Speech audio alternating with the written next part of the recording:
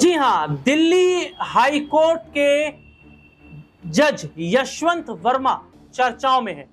यशवंत वर्मा के घर से जो नकदी मिली है उसे देखकर हर कोई चौंक गया है और यह इत्तेफाकन घटना है कि उनके बंगले में अचानक आग लग जाती है।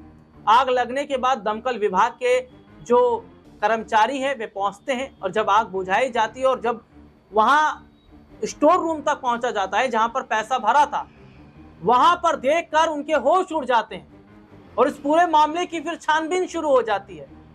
तो कौन है यशवंत वर्मा जिनका दोबारा से वाराणसी कोर्ट में ट्रांसफर कर दिया गया है और क्या बड़ा कनेक्शन है उनका इस पूरे मामले से, एक रिपोर्ट देखिए।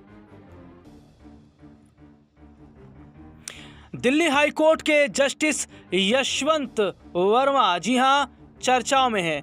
अपने दर्शकों को बता दें, दिल्ली हाई कोर्ट के जस्टिस यशवंत वर्मा के घर से इतनी बड़ी मात्रा में कैश मिला जिसके बाद वे रडार पर हैं। दिल्ली हाई कोर्ट के जस्टिस यशवंत वर्मा को वापस इलाहाबाद हाई कोर्ट में ट्रांसफर किया जाएगा। देश के सीजीआई संजीव खन्ना की अगुवाई में सुप्रीम कोर्ट कॉलेजियम ने पिछले सप्ताह उनके आधिकारिक बंगले में भारी मात्रा में नकदी पाए जाने के बाद यह निर्णय लिया। बिल्डिंग में आग लगने के बाद भारी मात्रा में नकदी बरामद की गई। जज के परिवार के सदस्यों ने इमरजेंसी सेवाओं को बुलाया था। इसके बाद पुलिस भी बुलाई गई थी। मीडिया रिपोर्ट के अनुसार यह घटना 14 मार्च को होली समारोह के दौरान हुई। उस समय जस्टिस अपने घर से बाहर थे। न्यायमूर्ति यशवंत वर्मा का जन्म 6 जनवरी 1969 को इलाहाबाद में हुआ था। उन्होंने दिल्ली विश्वविद्यालय के हंसराज कॉलेज से बीकॉम ऑनर्स की डिग्री हासिल की। यशवंत वर्मा ने 1992 में रीवा विश्वविद्यालय से लॉ में ग्रेजुएशन किया। इसके बाद 8 अगस्त 1992 को एडवोकेट के रूप में नामांकित हुए।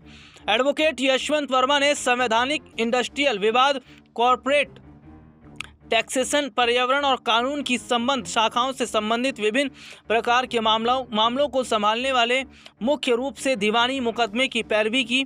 अपने दर्शकों को बताएं, 2006 से प्रमोट होने तक जस्टिस यशवंत वर्मा तक इलाहाबाद हाई कोर्ट के विशेष वकील भी रहे हैं।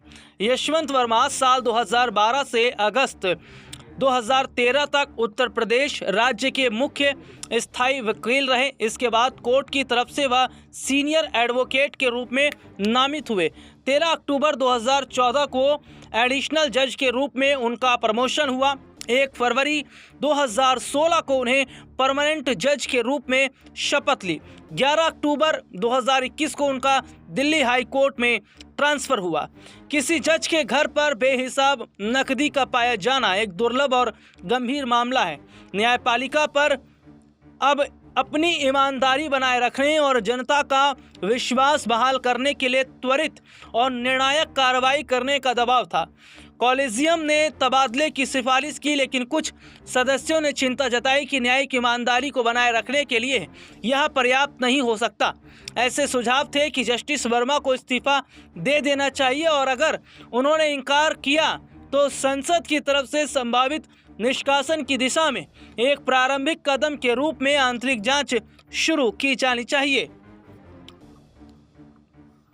यह रिपोर्ट आपने देखी जिसमें विस्तार से हमने अपने दर्शकों को दिखाया। हालांकि अपने दर्शकों को बता दें कि अब जांच की बात कही जा रही है, यानी कि जो जज हैं इनके खिलाफ जांच बैठी जाएगी। हालांकि यह भी देखा जा रहा है कि सुप्रीम कोर्ट में मामला चला गया है और अब उनके खिलाफ सख्त कदम भी उठाए जा सकते हैं। हालांकि इस पूरे मामले में जांच ये भी की जा रही है कि इतना पैसा उनके पास आया कहां से, इतना फंडिंग कहां से हुआ है और क्या क्या उनके कहां से तार जुड़े हुए हैं। आज के लिए इतना ही। आपसे फिर दोबारा मुलाकात होगी, तब तक के लिए इजाजत दीजिए। नमस्कार।